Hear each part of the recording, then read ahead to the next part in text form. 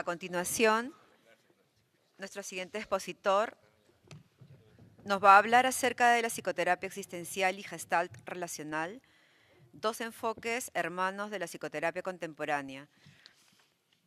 Y ya sabemos que el doctor Jackie Andrés Martínez Robles es procedente de México y ha realizado estudios en psicología clínica, es doctor PhD en psicoterapia, psicoterapeuta de orientación existencial, con formación en psicoterapia gestalt y psicoterapia grupal gestálica, docente universitario, fundador y director del Círculo de Estudios de Psicoterapia Existencial, fundador y promotor de la psicoterapia existencial en México, cofundador y secretario general de la Asociación Latinoamericana de Psicoterapia Existencial, ALPE, miembro de la Sociedad Existencial de Análisis con sede en Londres y representante para México y América Latina del ICECAP. Con ustedes el doctor Jackie Hernández.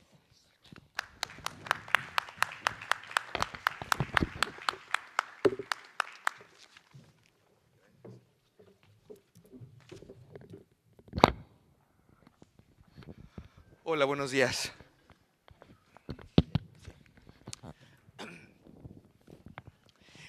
Bueno, primero quiero comenzar agradeciéndoles que estén aquí porque normalmente la noche del sábado es una noche que aprovechamos para festejar y para celebrar exacto, ¿no? Entonces que estén aquí esta mañana habla de su compromiso y dedicación por la psicoterapia, ¿no? Estamos aquí compartiendo con los comprometidos y dedicados. Muchas gracias. Gracias por estar aquí de verdad, porque sé que está complicado, que los domingos, no sé ustedes, pero yo los domingos prefiero pasarlos en cama. Entonces, gracias por dejar la cama para estar con nosotros unos momentos.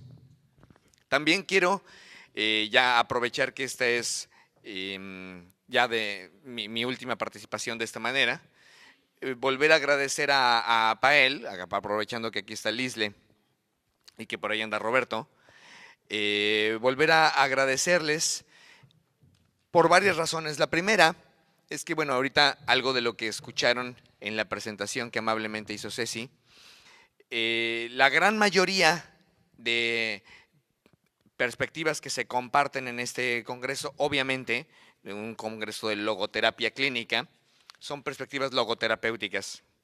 Y yo propiamente no me considero a mí mismo ni sé realmente mucho con respecto a la logoterapia. Segundo, es un congreso que habla de psicoterapia humanista y yo soy alguien que reniega del apellido de humanista. Entonces, con esas características, que Lisle y Roberto y el equipo de APAEL me abran su corazón y su casa para poder venir a compartirles algo de mi perspectiva, muchísimas gracias. Muchas gracias. Además, siempre me hacen sentir muy bienvenido, entonces muchas gracias. También quiero agradecer, durante el congreso he escuchado a algunas personas que toman el micrófono y dentro de sus aproximaciones o dentro de sus charlas, en ocasiones hacen algunas referencias a algunas de las cosas que he estado yo diciendo y entonces me hacen sentir muy halagado. También quiero agradecer públicamente por eso. Y por último, para acabar con los agradecimientos previos, también quiero agradecer a todas las personas que ayer fueron a bailar al roble, ¿no? Porque se puso buenísima la fiesta, la verdad. Entonces, muchas gracias a los que estuvieron por allá, ¿no? Acabamos un poco tarde y eso implica que me siento medio desvelado. Entonces, si de repente me ven medio como que me trabo, ¿no? Espero que me tengan un poco de paciencia. Traigo de todos modos mi acordeón. ¿Así le llaman ustedes aquí también en Perú? ¿Cómo? ¿Cómo? ¿Plaje? Ah, nunca había oído esa palabra, ¿no? Ok, en México decimos nuestro acordeón, porque normalmente los alumnos lo traen doblado muy pequeñito y entonces lo van como abriendo, como se abre un acordeón, ¿ya saben? Entonces le llamamos acordeón. Bueno, traigo mi acordeón. Roberto me invitó específicamente a tomar este espacio para hablarles de dos enfoques psicoterapéuticos que tienen mucho en común, aunque no son exactamente idénticos, que por un lado es la terapia existencial y por otro es la terapia Gestalt, específicamente la Gestalt que se conoce como Gestalt relacional. Quizá lo primero que deba decirles es que tomar 30 minutos para hablarles de 2 enfoques terapéuticos enteros, completos y complejos es muy poco tiempo, Entonces voy a aprovechar para hacer un gol, y es que si quieren saber más de terapia existencial, allá atrás hay un libro, ¿no?, sobre terapia existencial, ¿no?, en el que pueden conocer mucho más de terapia existencial. También es una ventaja, allí son unos libros azulitos, entonces es una posibilidad, ¿no? De Gestalt relacional no hay mucho. Existen algunos textos en inglés. En español yo no conozco ninguno que se centren específicamente en esa forma de hacer Gestalt. Para entender lo que quiero decirles, voy a retomar una metáfora que a mí me ayuda mucho, que es la metáfora de los deportes. Déjenme compartírselas. Hay una serie de deportes que, aún siendo muy distintos, comparten algunas características. Por ejemplo, en estos deportes hay 2 equipos que se enfrentan uno al otro. Tienen un objetivo cada equipo. El objetivo es llevar la pelota a cierta área que el otro equipo defiende. Entonces, ese es el objetivo, poder llevar la pelota, generalmente introducirla en una área que el otro equipo protege, y al mismo tiempo el otro equipo está tratando de introducir la pelota en el área que el equipo primero está protegiendo. Dentro de esa definición entran deportes como el fútbol soccer, el fútbol americano, el tenis, el voleibol, el básquetbol, el rugby, el waterpolo, el handball, balonmano, etcétera, etcétera, etcétera. Hay muchos deportes que entran en la misma clasificación. Sin embargo, si observamos los deportes un poco más detenidamente, podremos observar que estos deportes empiezan a tener más diferencias. Por ejemplo, en un deporte como el fútbol soccer, los jugadores, para poder conducir la pelota a la meta, le pegan con los pies. Le pegan con los pies, eventualmente pueden pegarle con el pecho, con una rodilla, con la cabeza, pero no deben tomar el balón con las manos.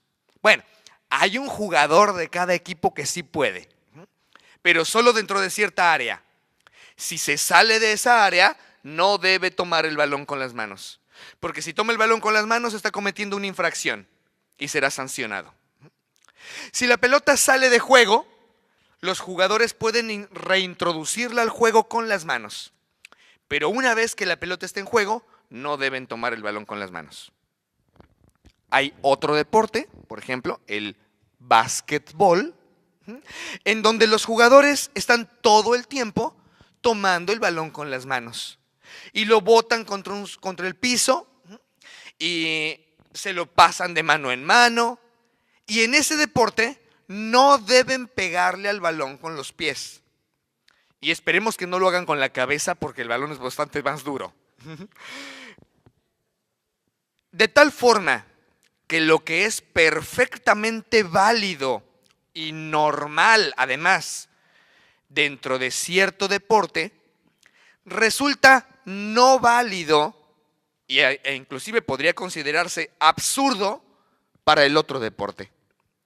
Si viéramos a un jugador como, por ejemplo, quizá un jugador famoso, diríamos, el fútbol soccer no me gusta mucho, entonces no estoy muy actualizado, pero voy a usar un jugador que probablemente todos conocemos, que es Maradona. Entonces, si hubiéramos visto en algún momento llegar a Maradona al campo de juego y empezar con el balón de fútbol, hacerle así, nos hubiera parecido un tipo ridículo. ¿Qué hace? De la misma manera, si en el básquetbol un jugador que quizá todo el mundo conoce, aunque ya está retirado, pero que es Michael Jordan, Si hubiéramos visto a Michael Jordan entrar al campo de juego y empezar con el balón a hacerle así, y luego, y con la cabeza, nos hubiera parecido absurdo. ¿Qué hace? Bueno, lo que es perfectamente normal en un deporte resulta ilógico y absurdo en otro deporte. Pues de la misma forma como funcionan los deportes que aún teniendo características semejantes, que pueden ser definidos de una manera en donde entran muchos, pero que si los analizamos más en detalle empezamos a encontrar diferencias, así funcionan las psicoterapias. También las diferentes psicoterapias pueden ser definidas con una sombrilla, con un paraguas, que integre a muchos enfoques terapéuticos y todos puedan ser definidos de maneras semejantes. Pero si entramos más en detalle, vamos a encontrar que lo que para un enfoque terapéutico es perfectamente normal, válido, lógico y hasta esperado que ocurra en la relación entre el paciente y el terapeuta o en las intervenciones que realiza el terapeuta, para otro deporte, léase, para otro enfoque terapéutico, es algo absurdo, irracional, no tiene ningún sentido y es hasta contraindicado. Igual que en los deportes. Lo que es lógico para uno es ilógico para otro. Bueno, bajo ese marco, quiero introducir la idea de otro deporte para que ver si puedo llegar a lo que quiero compartirles de estos dos enfoques. Hay un deporte que ustedes, me imagino, conocen que se llama ajedrez. El ajedrez está considerado un deporte. Sin embargo, es un deporte distinto a otros deportes, ya que casi no involucra el cuerpo. Casi. Es muy interesante el ajedrez.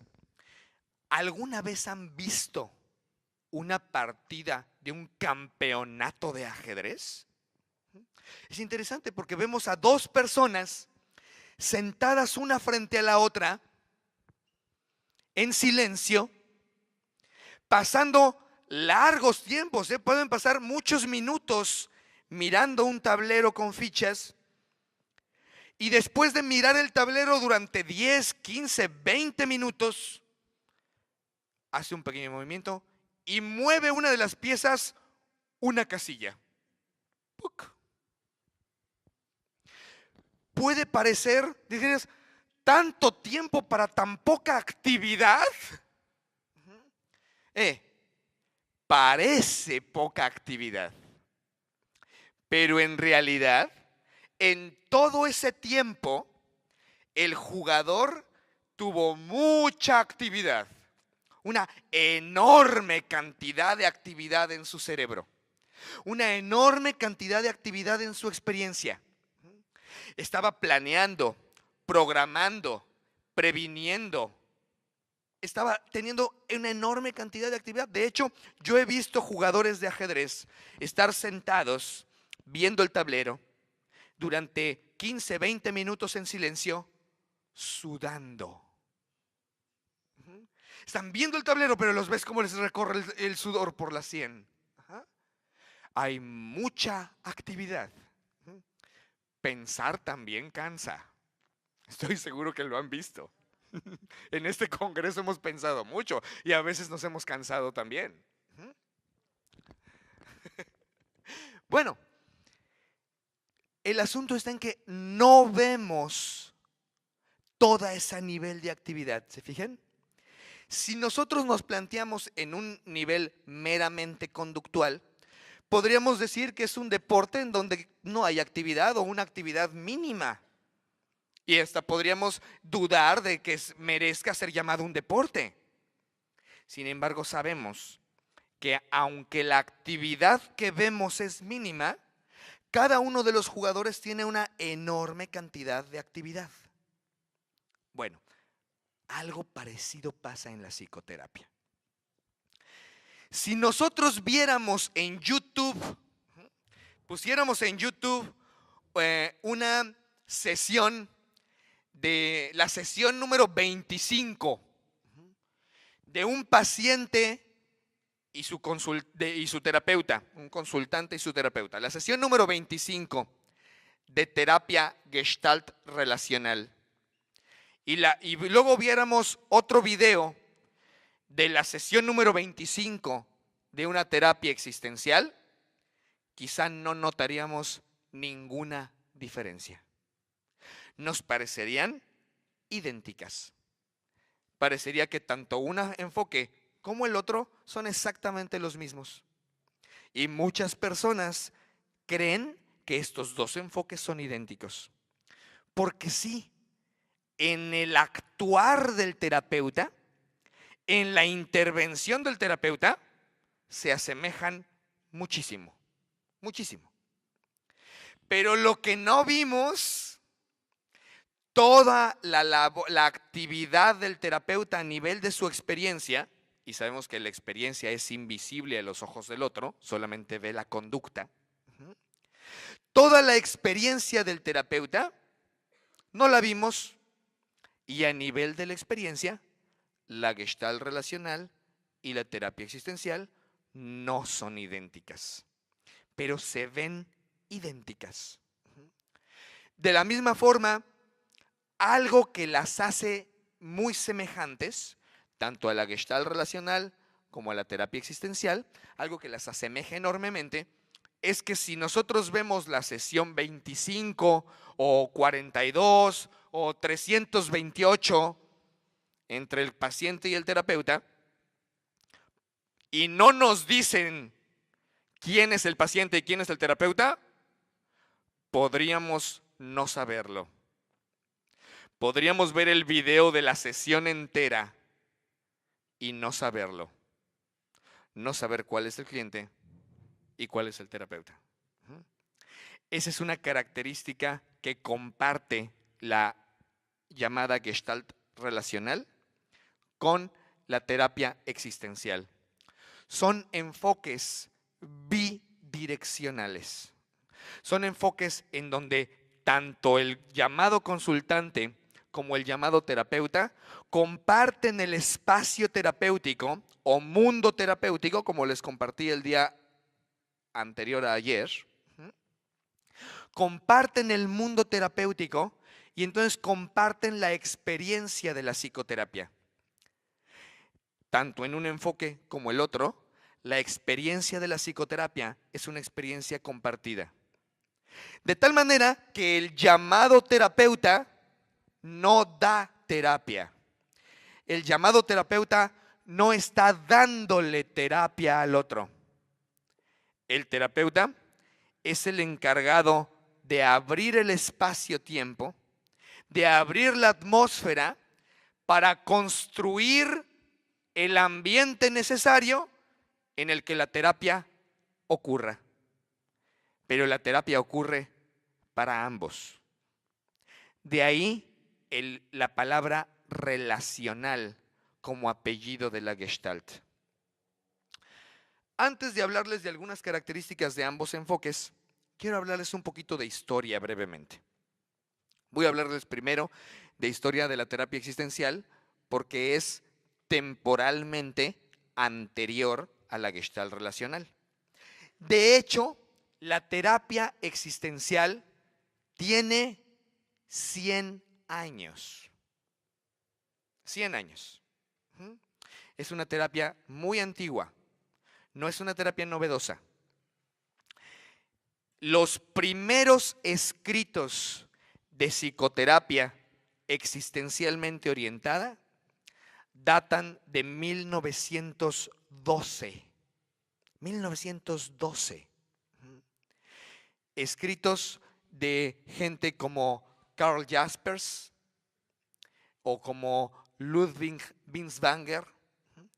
Son escritos previos a la Primera Guerra Mundial, en donde estos autores deseaban desarrollar una conceptualización distinta a la de un médico vienés llamado Sigmund Freud y que él estaba utilizando para acercarse al tratamiento con sus pacientes.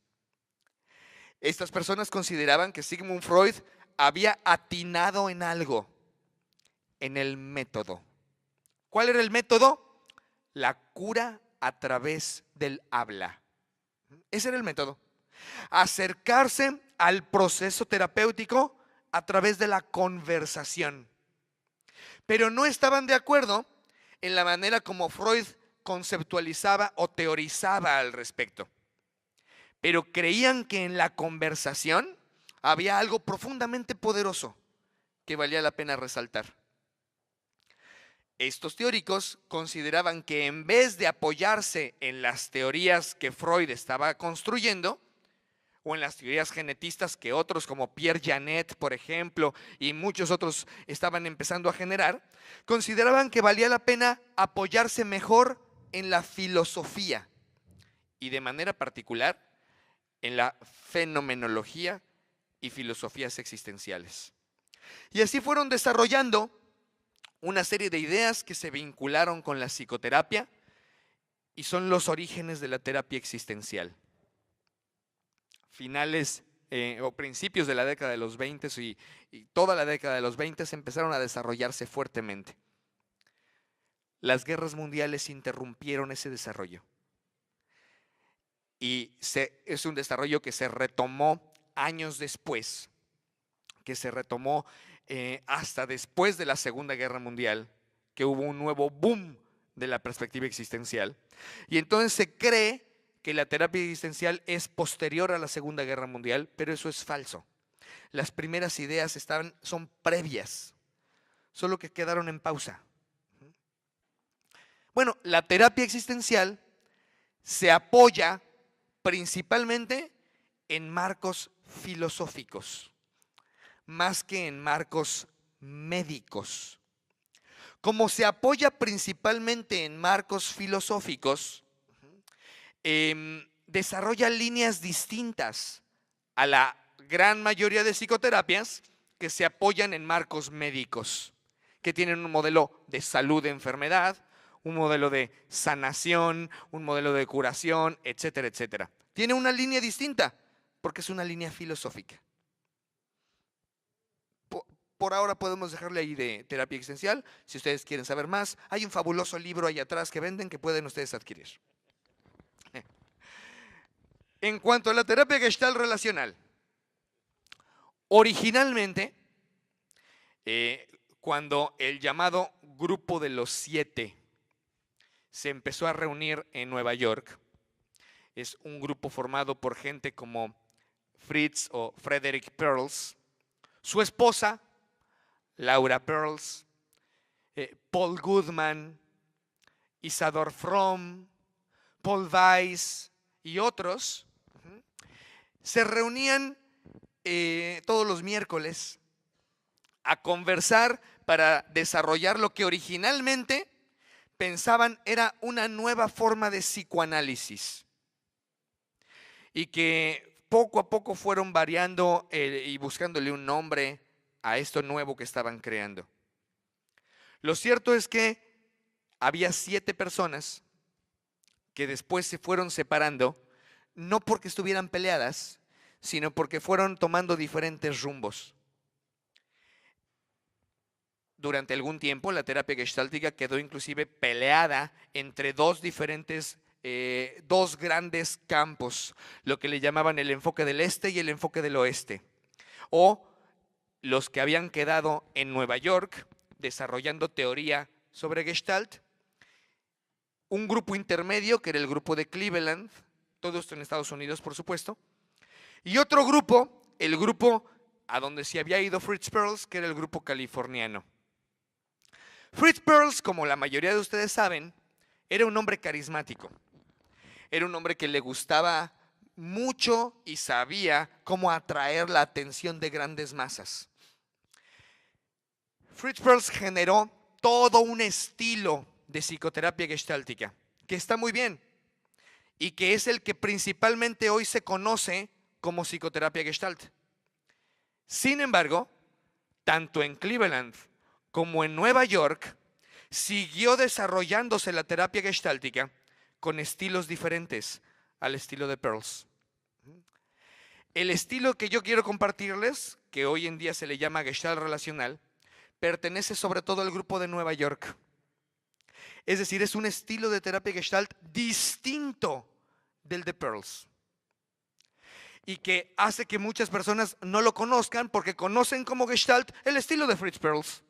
Y todo está muy bien con ese estilo, pero no es el estilo del grupo de Nueva York. Por ejemplo, para los del grupo de Nueva York, nunca se usa una silla vacía. La silla vacía era parte del estilo terapéutico de Fritz Perls y que se popularizó como la herramienta básica o principal de la psicoterapia Gestalt para la mirada de muchos. Pero el grupo de Nueva York no utiliza técnicas catárticas, tampoco utiliza herramientas teatrales. Las herramientas teatrales y catárticas son propias del grupo californiano de Fritz Perls. El grupo de Nueva York no utiliza para nada ese tipo de herramientas. Estamos hablando de otro estilo de Gestalt. Muchas veces se ha confundido el estilo con el enfoque. El estilo de Fritz Perls era un estilo de hacer Gestalt. No es la Gestalt. Es un estilo de hacer Gestalt. Porque en Cleveland tienen otro estilo. Porque en Nueva York desarrollaron otro estilo. Y entonces los diferentes alumnos de los diferentes institutos pioneros han seguido generando diferentes enfoques. Sí, el estilo californiano es el que más se ha popularizado y es el que más llegó a América del Sur. América del Sur y España llegó principalmente el estilo californiano. Pero a otros países como Alemania, como Holanda, como Francia, como Italia, llegó también el estilo de Cleveland y también el estilo neoyorquino. Y entonces tenemos que hay otros países en donde hay otros estilos de Gestalt que se desarrollan ampliamente y que no tienen nada que ver con el estilo de Fritz. Entre ellos está lo que llamamos Gestalt relacional. Es un enfoque de hacer Gestalt que se basa al 100% en el trabajo en la relación terapéutica. Completamente el foco está puesto sobre la relación terapéutica y sobre lo que paciente y terapeuta van generando conjuntamente aquí y ahora a través de su conversación. Es un enfoque gestáltico que recurre muy poco o nada a técnicas o estrategias como las que clásicamente conocemos como gestálticas. De tal manera que un terapeuta gestáltico relacional puede pasar todos sus procesos con todos sus pacientes durante todas las sesiones sin jamás pedirle al paciente que haga algo, que diga algo, que exagere algo, que apriete más su puño, que golpee un cojín, etc, etc, etc. Todas esas cosas que son clichés a veces para entender el modelo gestáltico. En el modelo gestáltico relacional, el foco está puesto por entero en la relación terapéutica y en lo que se va gestando entre ambos. Eso la asemeja enormemente a la terapia existencial, porque también la terapia existencial pone por completo el ojo en la relación.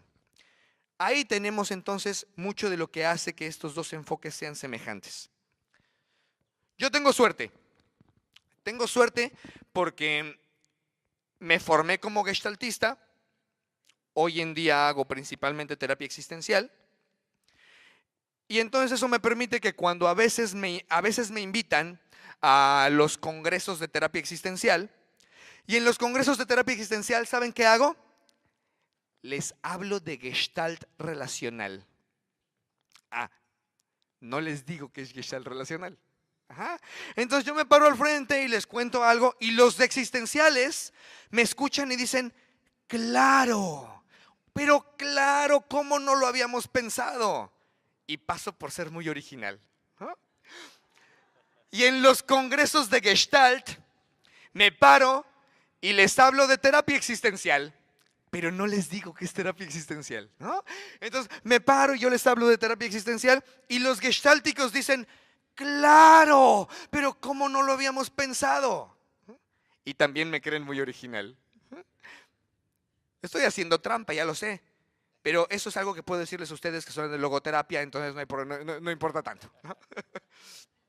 Bueno, lo cierto es que ambos enfoques pueden enriquecerse mucho el uno al otro, aun cuando el terapeuta, como el jugador de ajedrez, está pensando desde un marco de referencia distinto. Yo normalmente cuando trabajo como terapeuta, trabajo pensando existencialmente. Sin embargo, a veces doy clases en México, en un instituto de entrenamiento de terapia gestáltica, y entonces yo trabajo y al final de mi trabajo, cuando las personas me hacen preguntas sobre mi trabajo, se los explico con palabras gestálticas. Se los explico con un modo de pensar gestáltico.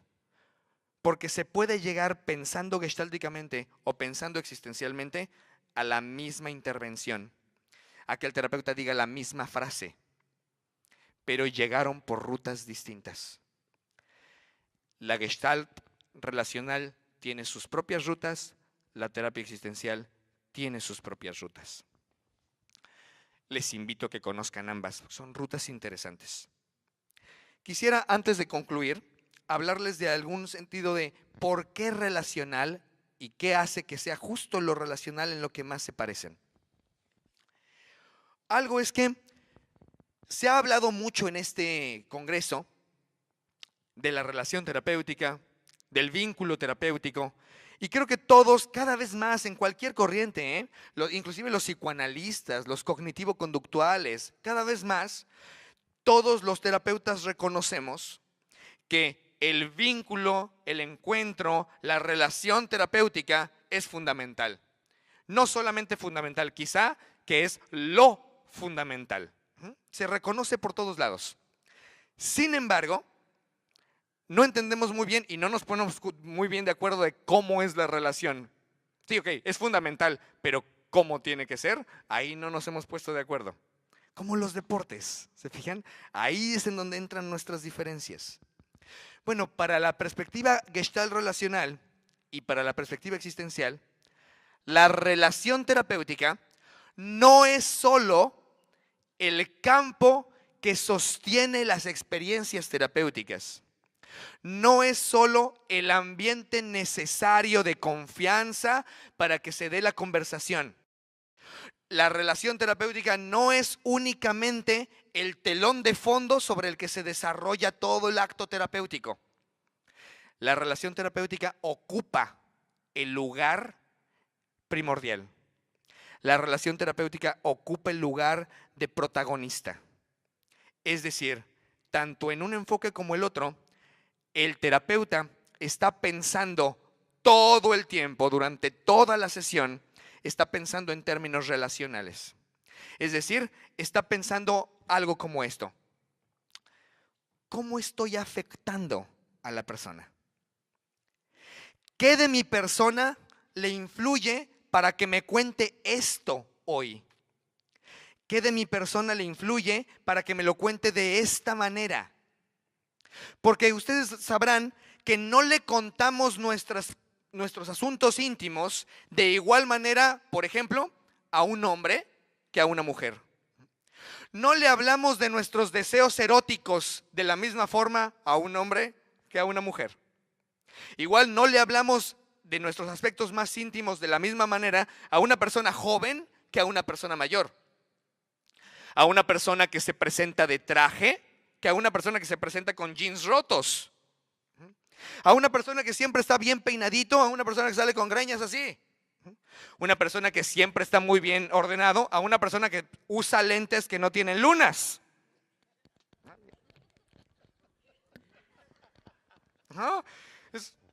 No le hablamos igual, ¿se fijan? Nos relacionamos de diferente manera con esa persona. Le hablamos de diferente manera.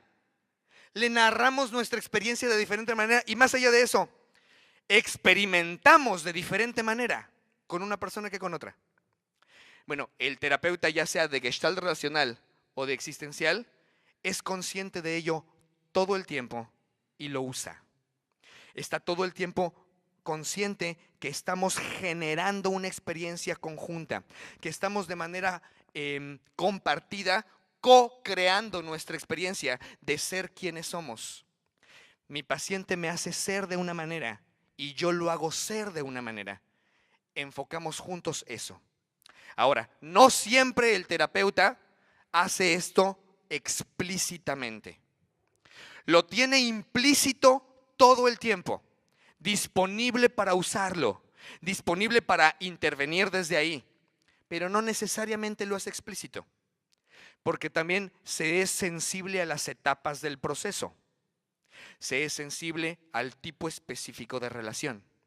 Hay relaciones en donde yo hablo muy poco de nuestra relación, pero eso no significa que no la esté pensando. Hay otras en donde hablo mucho de nuestra relación. Depende del proceso, depende de la relación, depende de la temporalidad. A grandes rasgos, porque como les decía, tomar 30 minutos para explicar 2 enfoques es una locura. Pero estoy intentando darles por lo menos una breve introducción de por dónde van. Antes de terminar les voy a contar un cuento y con eso termino mi participación. Este es un cuento que resume, me parece bien, la postura de ambos enfoques. Dicen que había una ciudad antigua en la que había 2 grandes sabios, el sabio del norte y el sabio del sur. Los sabios en este pueblo, en esta ciudad, eran una especie de curanderos, sacerdotes, magos, chamanes, todólogos de la ciudad. El mago del norte, el mago del sur. Ambos trabajaban con métodos diametralmente opuestos. Uno de ellos era experto en el arte de saber escuchar. El otro era experto en el arte de saber decir lo correcto en el momento preciso. Métodos radicalmente opuestos. Ambos tenían mucho éxito, mucho éxito. Había largas filas que iban a visitarlos para que los sanaran, para que les ayudaran con sus problemas. Estos 2 magos o 2 sabios nunca se habían visto y tenían una cierta competencia entre ellos. Se caían mal.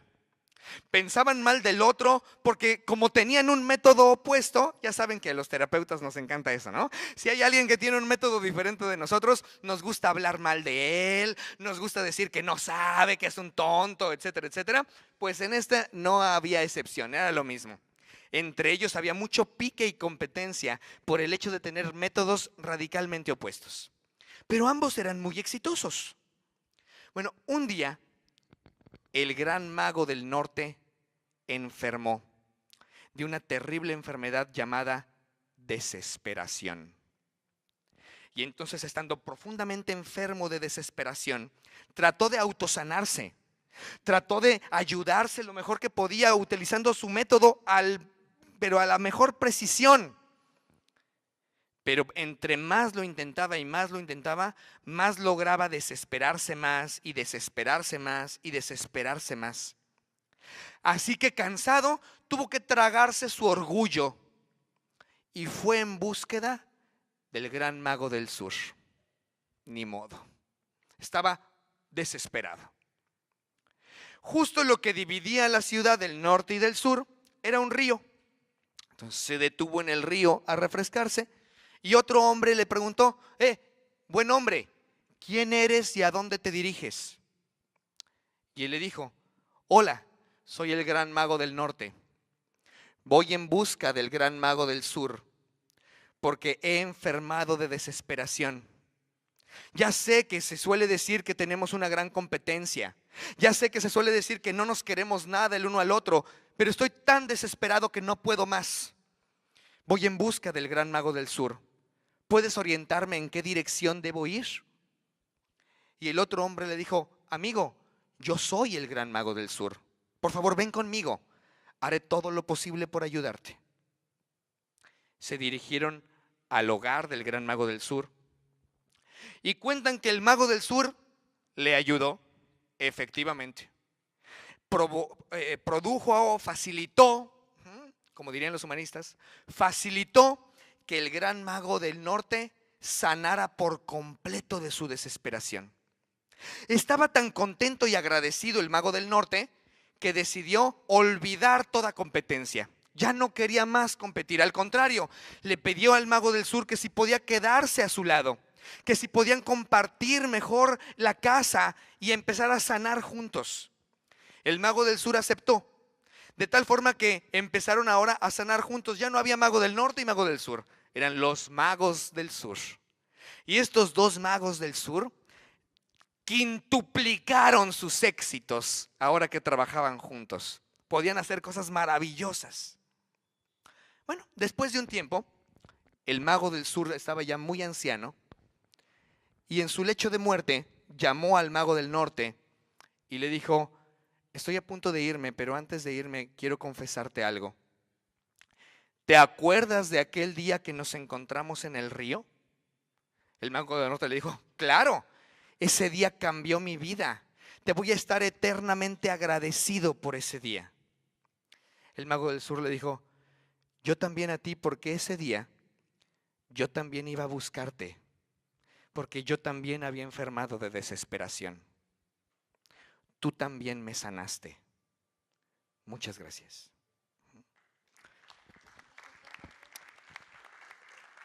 Esa idea de la sanación mutua, esa idea de compartir el espacio que nos sane, esa es la idea de la Gestalt relacional y de la terapia existencial. Construir un espacio en donde somos sanados conjuntamente. Muchas gracias.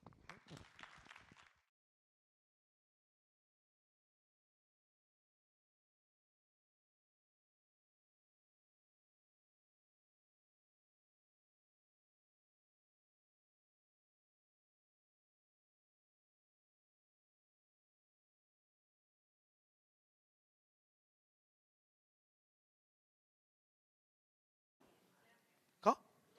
¿Plaje? Ah, nunca había oído esa palabra, ¿no? Ok, en México decimos nuestro acordeón, porque normalmente los alumnos lo traen doblado muy pequeñito y entonces lo van como abriendo, como se abre un acordeón, ¿ya saben? Entonces le llamamos acordeón. Bueno, traigo mi acordeón. Roberto me invitó específicamente a tomar este espacio para hablarles de dos enfoques psicoterapéuticos que tienen mucho en común, aunque no son exactamente idénticos, que por un lado es la terapia existencial y por otro es la terapia Gestalt, específicamente la Gestalt que se conoce como Gestalt relacional. Quizá lo primero que deba decirles es que tomar 30 minutos para hablarles de dos enfoques terapéuticos enteros, completos y complejos es muy poco tiempo, Entonces voy a aprovechar para hacer un gol, y es que si quieren saber más de terapia existencial, allá atrás hay un libro, ¿no?, sobre terapia existencial, ¿no?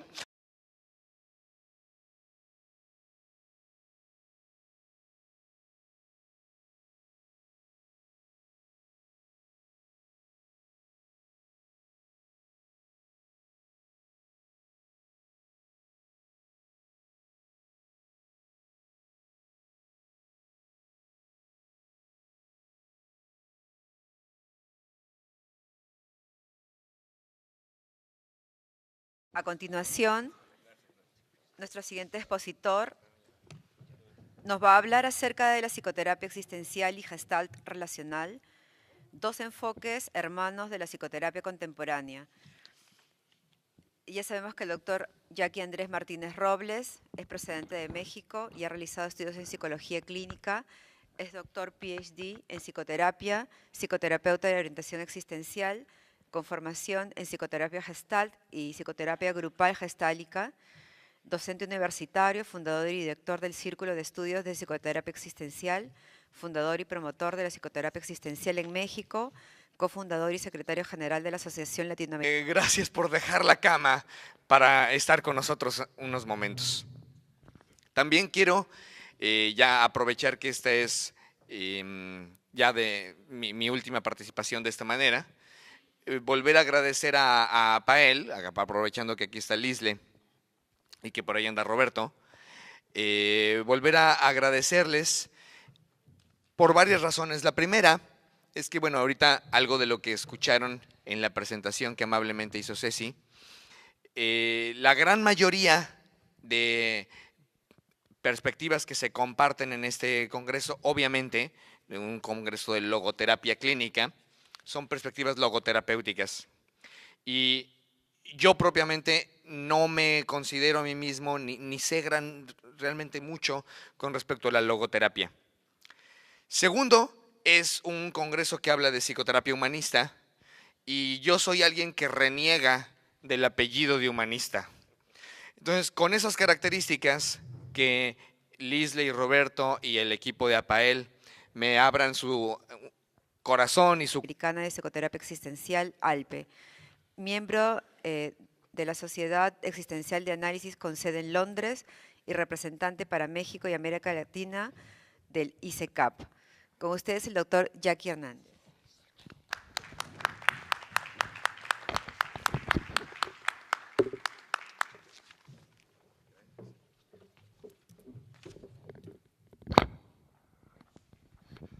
Hola, buenos días.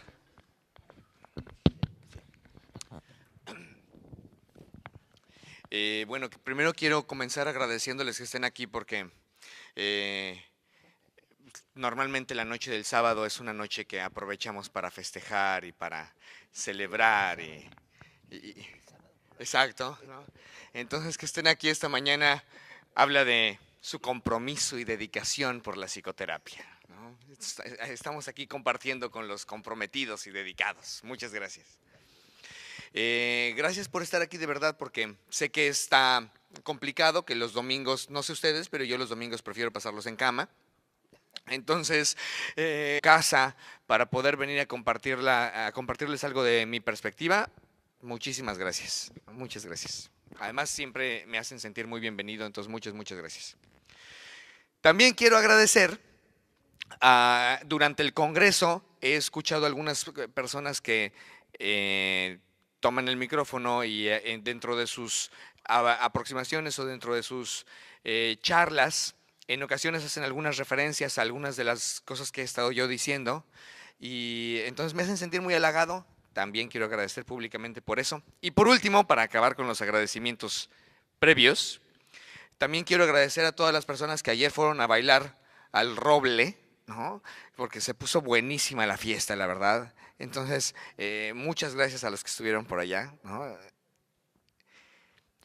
Acabamos un poco tarde y eso implica que me siento medio desvelado. Entonces, si de repente me ven medio como que me trabo, ¿no? Espero que me tengan un poco de paciencia. Traigo de todos modos mi acordeón. ¿Así le llaman ustedes aquí también en Perú? ¿Cómo?